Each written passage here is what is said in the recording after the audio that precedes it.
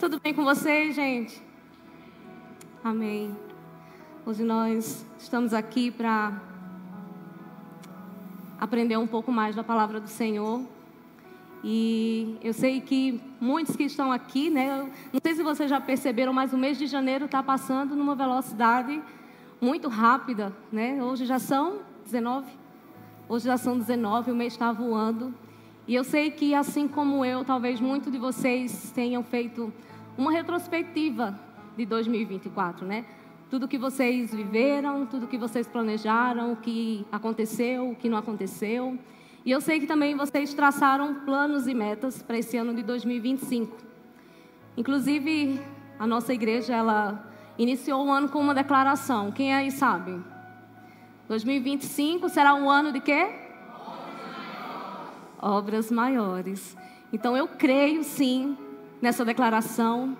Eu creio que o Senhor entregou isso ao pastor Mauro. E que, sim, será um ano de obras maiores. Não só para a nossa igreja, mas eu sei que individualmente para cada um de nós. Mas eu sei também que isso só vai ser possível.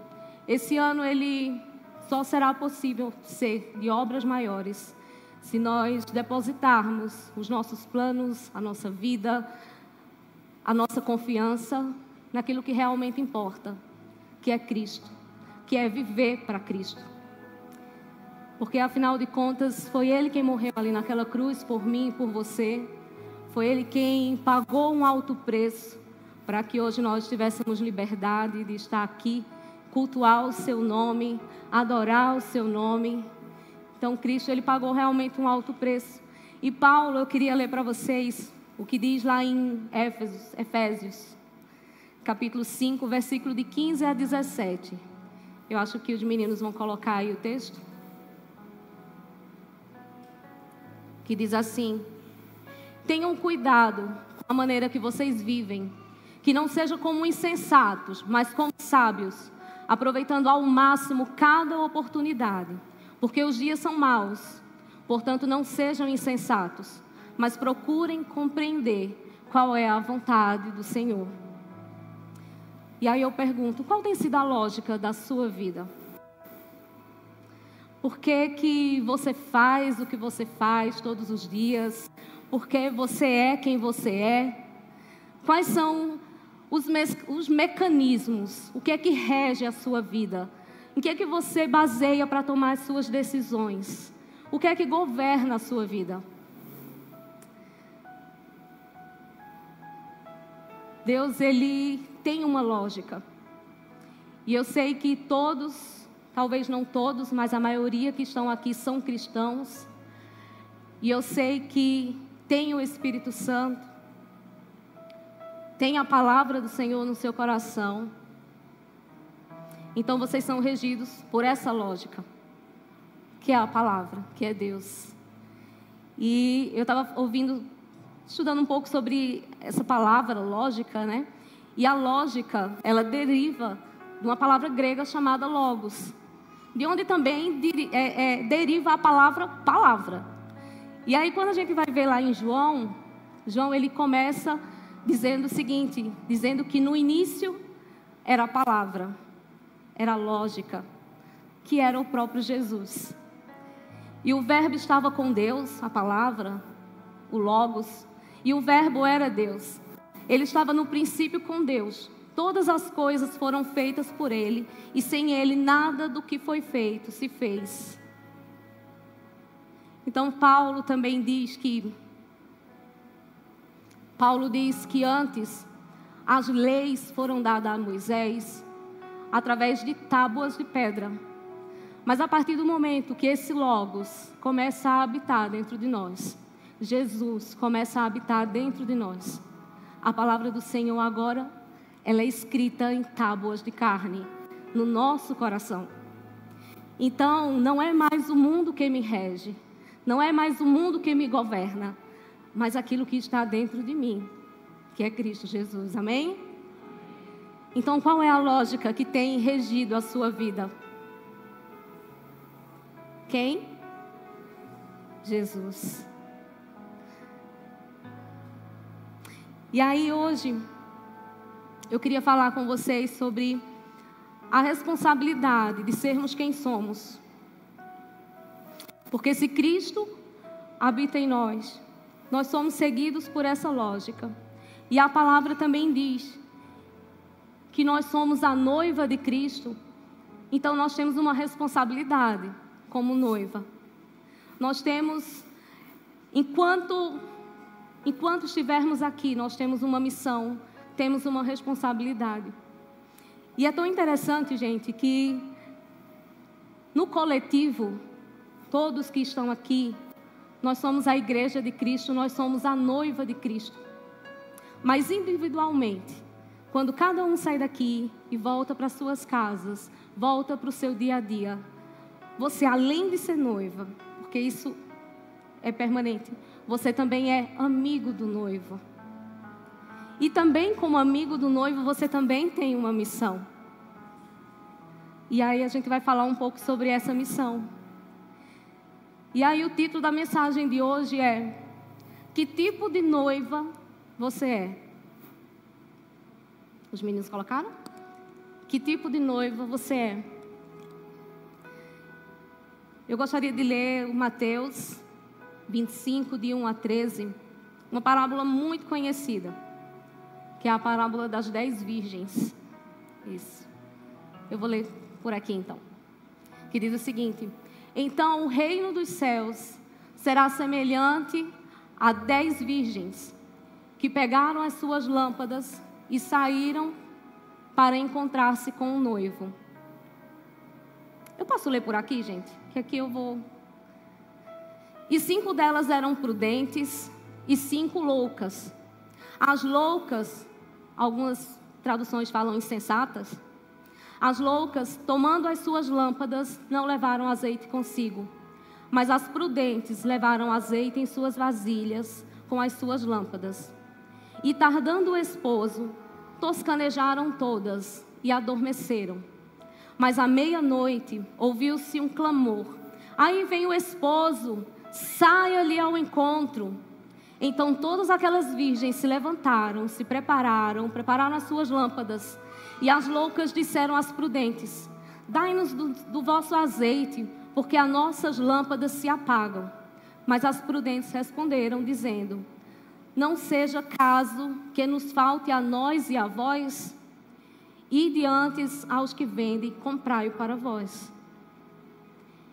E tendo elas indo comprá-lo, chegou o esposo, e as que estavam preparadas entraram com ele para as bodas, e fechou-se a porta. E depois chegaram também as outras virgens, dizendo: Senhor, Senhor, abre-nos. E ele respondendo disse: em verdade vos digo, que vos não conheço. Vigiai, pois, porque não sabeis o dia nem a hora em que o Filho do Homem há de vir. E aí, por muito tempo, eu não sei se vocês também tiveram essa impressão, que essas virgens, essas 10 virgens, todas eram as noivas.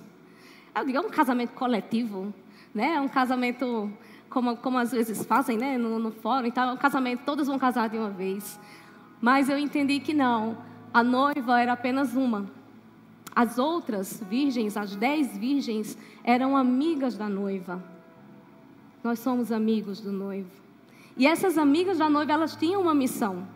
E aí, para a gente entender um pouquinho, eu vou falar um pouquinho sobre o casamento, como funcionava lá naquela época, lá naquela região, nas tradições, o casamento judeu, como funcionava. Era mais ou menos assim: as meninas, a partir dos 15 anos, mais ou menos, até no máximo 18, porque lá se casavam muito cedo. Então, as meninas, as famílias faziam um contrato. Então, digamos, eu tenho filhos, e aí a gente fazia um contrato com uma outra família, com uma moça de outra família. E aí, quando chegava a idade que ela já estava mais ou menos ali madura, 15, 16 anos, madura. Se a gente for pensar nisso hoje, meu Deus. E aí o rapaz vinha para oferecer um dote, para noivar com essa menina. E o dote, ele não podia ser qualquer coisa. O dote, ele precisava ser bem generoso, sabe? Porque o pai dessa menina, ele tinha investido uma vida inteira nela para cuidar, para educar, para deixar ela nos padrões para esse rapaz vir e desposar, né? E se você fizer um link, se você começar a pensar como o Senhor ele usa a figura do casamento também para falar sobre a volta de Cristo, o final dos tempos, e essa parábola ela fala justamente sobre o final dos tempos, você vai entender de que esse noivo que ele está falando é Jesus Cristo. Jesus Cristo, quando veio a primeira vez aqui na terra, ele veio para noivar com a sua igreja. Ele veio para oferecer um dote pela sua igreja, pela minha e pela sua vida. O Senhor, ele pagou um preço muito alto. Ele pagou um preço de sangue naquela cruz, para que ele pudesse selar um compromisso comigo e com você. Então, o período que ele passou aqui, que ele fez os milagres que fez, que ele cumpriu o papel dele lá na cruz para que nós fôssemos salvos. O Senhor, ele seguiu, ele voltou aos céus, mas ele também deixou uma promessa. Ele deixou uma promessa que iria voltar para nos buscar, para consumar o casamento. E lá os judeus, quando eles terminavam essa fase do noivado, que ele pagava o dote, o rapaz voltava para casa, esse casal não se via mais, praticamente não se viam, e ele tinha uma responsabilidade. Ele precisava construir uma câmara nupcial, que era onde ele ia desposar essa noiva. Normalmente era na casa do pai dele, dos pais. E isso demorava em torno de 1, 2 anos. Então, durante esse período, a noiva, ela precisava investir em cosméticos para se embelezar, para se cuidar. Ela precisava preparar o enxoval dela, né? Então, era o tempo de preparação da noiva. Então, assim como Cristo foi para preparar um lugar e voltar, esse noivo também tinha ido preparar um lugar. Mas um detalhe muito importante. Só sabia o momento, esse noivo só sabia o momento de resgatar a sua noiva quando o pai dele aprovasse aquela câmara. Ele dissesse, não, está ok. Ou então, não, ainda falta esse detalhe. Não, ainda pode melhorar nisso daqui. E a palavra diz que o dia e a hora que o Senhor vem, que Jesus vem, nem Ele sabe, somente o Pai sabe. Então nós não sabemos o momento em que o Senhor, que Deus, vai dizer, Jesus, pode voltar e pode buscar a tua noiva. Mas nós sabemos que Ele vai voltar. E que pode ser a qualquer momento. E na tradição, quando a câmara estava pronta, quando o pai dizia, ok, pode buscar a sua noiva, então ele fazia uma surpresa. Normalmente era à noite que ele fazia isso. Ele ia meio que de assalto buscar a sua noiva. E os amigos dele iam com ele. E as amigas da noiva, as damas, digamos assim, as damas de honra, elas também precisavam estar prontas. Elas precisavam estar com as suas lâmpadas acesas. Elas precisavam estar com azeite suficiente para acompanhar o cortejo dessa noiva até a casa do noivo, onde ele iria desposá-la. E por isso que no texto diz assim, que ele grita, né? Levante-se, já vem o noivo e tal. Porque é o momento em que o noivo está voltando, onde elas ouvem a voz e aí elas se preparam. Dizem que só dava tempo só da noiva pegar o véu dela para cobrir o rosto, porque ela era noiva, ela não podia ficar com os cabelos à mostra, e pegar a lâmpada dela e seguir o seu noivo. E assim, as madrinhas, as damas também seguem ela. Gente, é muito interessante como Deus faz tudo muito, sabe? Ele usa a cultura do lugar para fazer alusão àquilo que Ele quer nos ensinar. E eu fiquei assim, maravilhada com essa parábola que eu já tinha lido tantas vezes, mas eu não tinha experimentado, eu não tinha tido esse abrir de olhos sobre a volta de Cristo.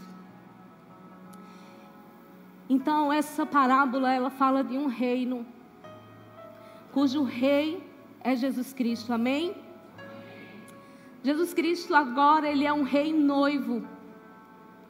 Ele é um rei que, como eu falei, na sua primeira vinda, Ele pagou um preço de sangue pela sua igreja, por mim, por você.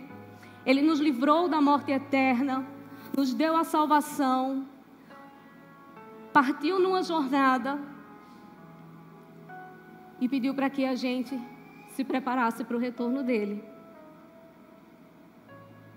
Essa parábola, ela fala também sobre a postura dos amigos da noiva. Então, quanto noiva, enquanto igreja, coletividade, nós precisamos estar preparadas, adornadas. O pastor tem feito muito bem esse papel de instruir, de ensinar. Mas enquanto amigos do noivo, quando nós saímos daqui, a nossa responsabilidade continua. Obrigada. A nossa responsabilidade continua. A nossa responsabilidade de cultivar o óleo e de manter a lâmpada acesa, de nos manter vigilantes. A parábola, ela fala que eram 10 damas, 10 virgens estavam à espera do noivo. Com certeza todas queriam participar desse cortejo. Só que 5 delas eram prudentes e 5 eram insensatas, eram loucas. Então, trazendo para a nossa realidade.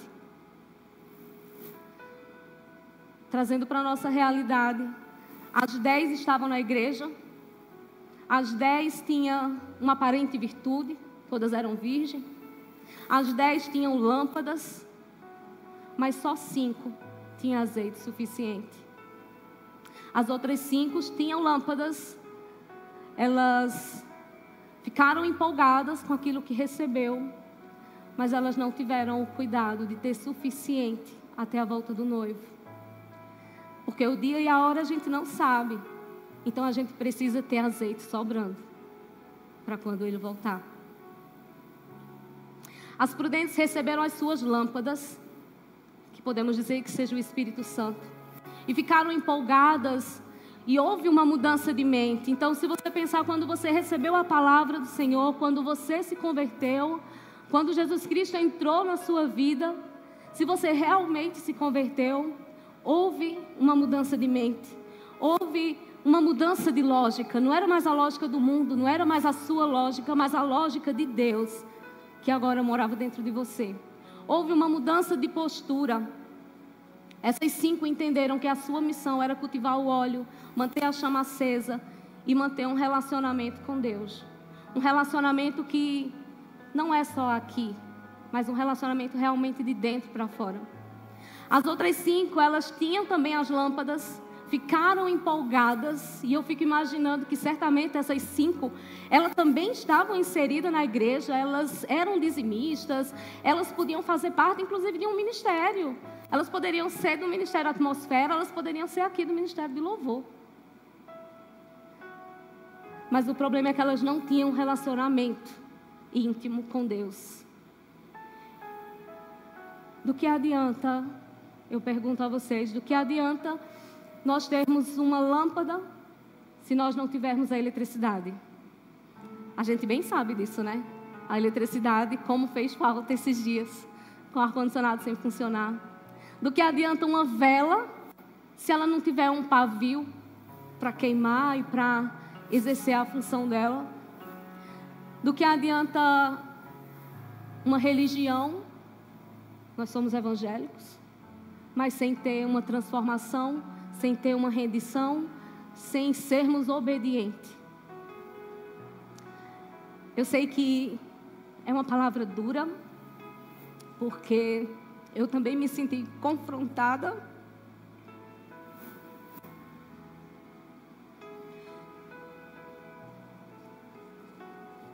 E eu me senti assim, o Senhor perguntando para mim que tipo de noiva eu era, se eu tinha azeite suficiente para esperar a volta dele. E me fez repensar em tudo que eu faço, em como eu vivo, os ministérios que eu sirvo, se realmente eu estava operando na lógica certa, que era viver para Cristo, ou se eu estava operando apenas para funcionar, apenas para cumprir um papel. Jesus está voltando e a gente não pode se enganar. A Bíblia diz que nem todos que dizem Senhor, Senhor, entrará no reino dos céus. Porque o trigo e o joio estão misturados, a gente não tem como conhecer o coração de ninguém. A gente não sabe quem é salvo e quem não é salvo. Mas o Senhor, Ele conhece.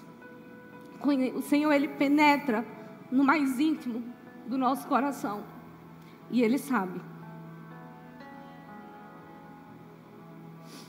Ele sabe quem está buscando e Ele sabe quem não está buscando.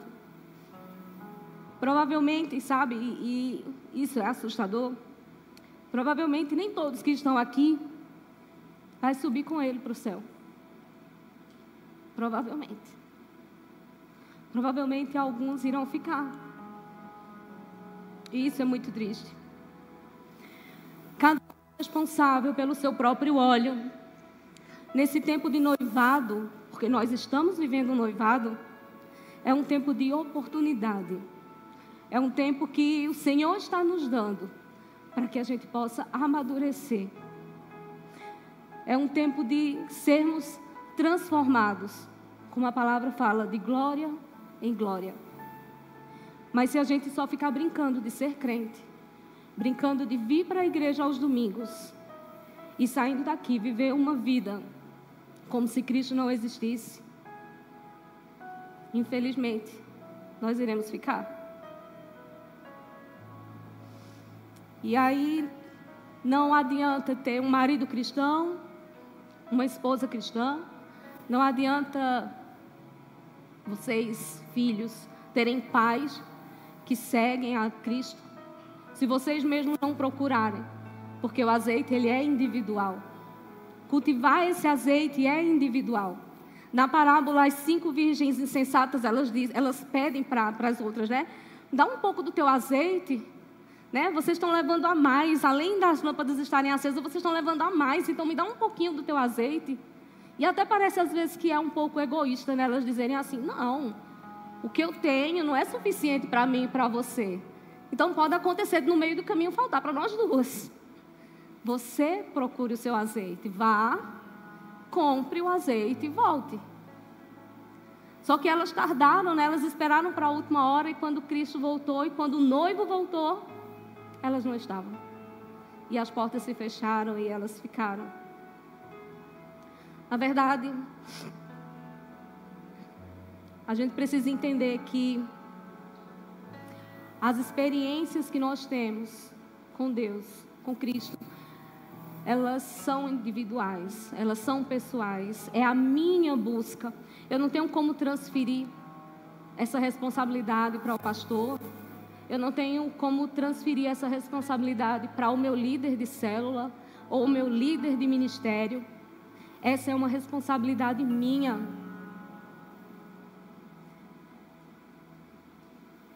E esses tipos de experiências que eu falo com Deus, eu não estou falando de experiências, irmãos, que você vai diante de Deus e você quer tanto alguma coisa e você, Senhor, eu preciso disso, Senhor, me dá isso, Senhor, eu quero uma casa, Senhor, eu quero um carro, ou sei lá qual é a necessidade que você acha que você precisa, e aí você pede e o Senhor lhe dá, e aí você vem aqui em cima testemunhar e dizer assim, ó, irmão, eu orei, eu tive fé e o Senhor me deu isso. O Senhor dá. Não é pecado pedir. Ele pode dar. Mas não é esse tipo de relacionamento que eu estou falando. Porque esse relacionamento, ele é raso.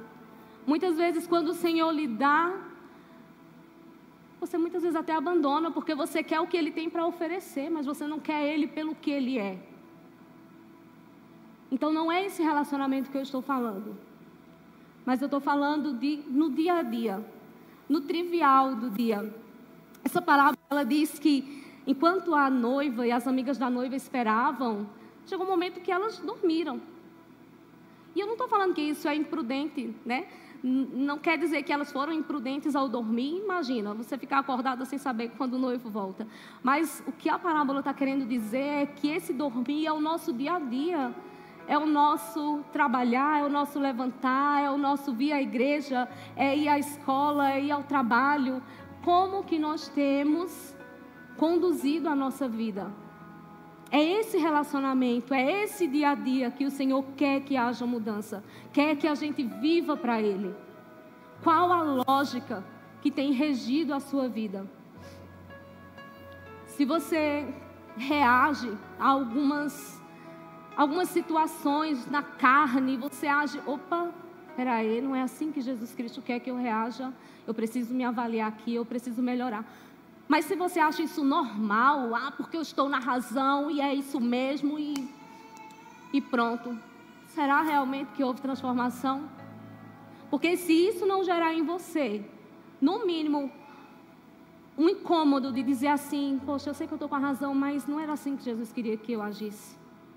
Sabe, Jesus fala para eu oferecer a outra face.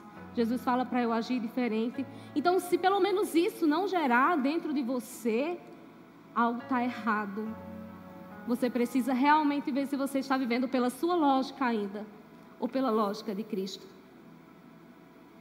Quando eu me comprometo a cuidar da minha família, com dedicação, quando eu trato o meu esposo bem, e não com palavras ríspidas, quando eu educo os meus filhos no caminho do Senhor, quando eu testemunho de Cristo no meu trabalho, como eu falei, na escola, ou com parentes, numa reunião com a família, quando eu leio a Bíblia e eu peço ao Senhor, me instrui, como eu posso alegrar o teu coração hoje?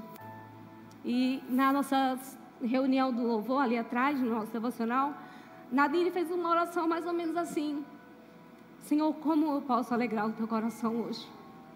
Como a nossa adoração pode alegrar o teu coração hoje? Essa deve ser a nossa preocupação. Esse deve ser o nosso anseio. Senhor, como a minha vida tem refletido o Senhor hoje? Como as pessoas estão olhando para mim, estão te vendo? Cada um será responsável pelo seu próprio óleo naquele dia. Todos sairemos ao encontro dele. Todos. Tanto as sábias como as loucas. A parábola diz que todas foram.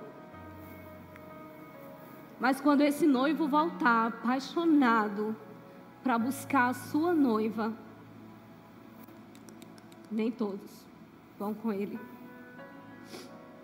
Apocalipse 19, versículo 6 a 8, fala sobre as bodas do Cordeiro. Tem como colocar? Então ouvi uma voz semelhante à de uma grande multidão, uma voz semelhante ao estrondo de muitas águas, e uma voz semelhante a fortes trovões, que bradavam: Aleluia, pois reina o Senhor, o nosso Deus, o Todo-Poderoso. Vamos nos regozijar, vamos nos alegrar e dar-lhe glória, porque chegou a hora do casamento do Cordeiro. Naquele dia haverá apenas um tipo de noiva que participará desse casamento, das bodas do Cordeiro. Uma noiva que renunciou a si mesma, uma noiva que se preparou, uma noiva que viveu segundo os padrões de Deus e não desse mundo, uma noiva que vigiou e escolheu viver a maneira de Cristo. Então, eu pergunto para vocês hoje, que tipo de noiva vocês têm sido? Será que você tem sido prudente? Será que você tem sido insensata? Que tipo de noiva você tem sido? E como eu disse, é uma palavra que para mim me confrontou muito. E se isso não trouxer um mínimo de reflexão da sua parte, de tudo que foi falado, de tudo que foi ministrado aqui, uma palavra breve, porém dura, pelo menos ao meu espírito foi duro, sabe? Ouvir o Senhor, porque naquele dia eu quero me encontrar com o meu Senhor. Naquele dia eu quero ser como uma noiva prudente, uma noiva que cultivou o azeite, uma noiva que levou óleo suficiente para esperar o retorno do meu noivo, do meu Senhor. E eu convido vocês a ficarem de pé e declarar ao Senhor que você o ama.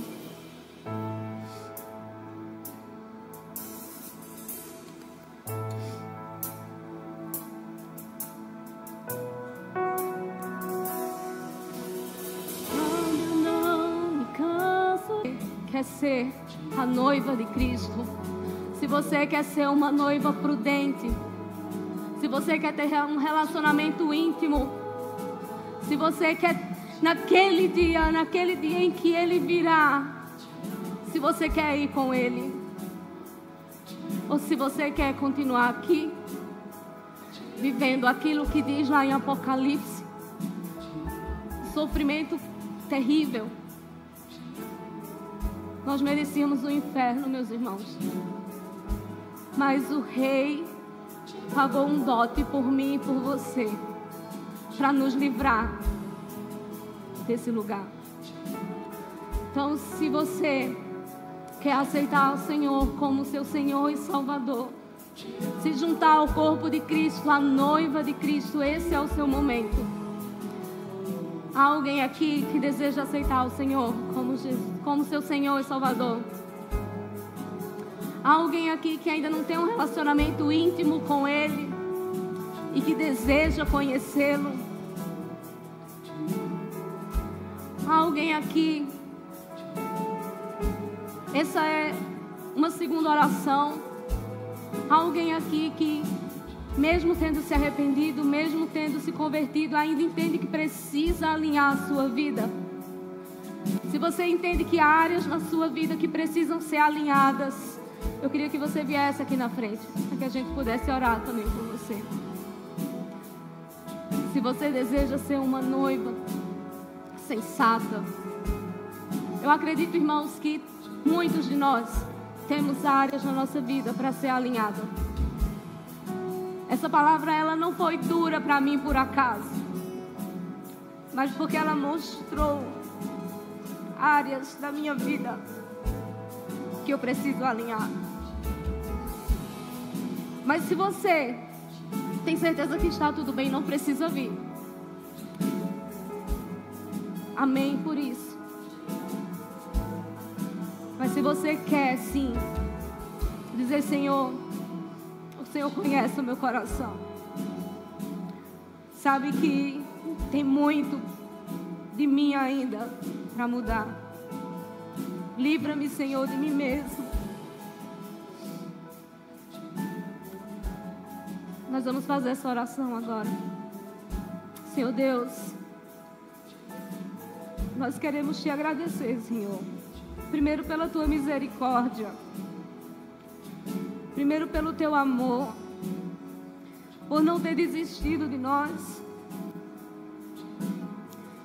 Senhor, eu sei que nós somos falhos, eu sei que nós não somos a noiva que o Senhor merecia ter, mas eu sei que somos a noiva que o Senhor deseja ter e não desiste de nós.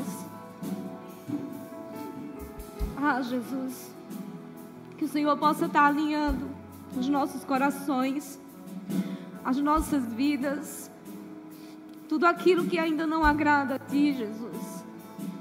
Que o Senhor possa estar trazendo luz, que o Senhor possa estar trazendo esclarecimento, e que o Senhor coloque em nós esse desejo, porque por nós mesmos nós não somos capazes, mas Teu é o querer e o efetuar. Então que o Senhor ponha esse querer em nós e nos ajude, Senhor, a nos arrepender todos os dias. Ah, Senhor, como nós Te amamos. Nós queremos sim, Deus, ser uma noiva imaculada, ser uma noiva adornada. Nós queremos e desejamos estar prontos para aquele dia, porque nós desejamos, Senhor, contemplar o Teu olhar naquele dia e declarar o nosso amor a Ti e seguirmos contigo, Jesus. É para isso que nós vivemos, É por isso que nós vivemos. Nos abençoa, Senhor. Essa é a nossa oração, no nome de Jesus. Amém. Amém, irmãos. Que possamos ir em paz para os nossos lares. Que essa palavra permaneça nos seus corações ao longo da semana. Amém?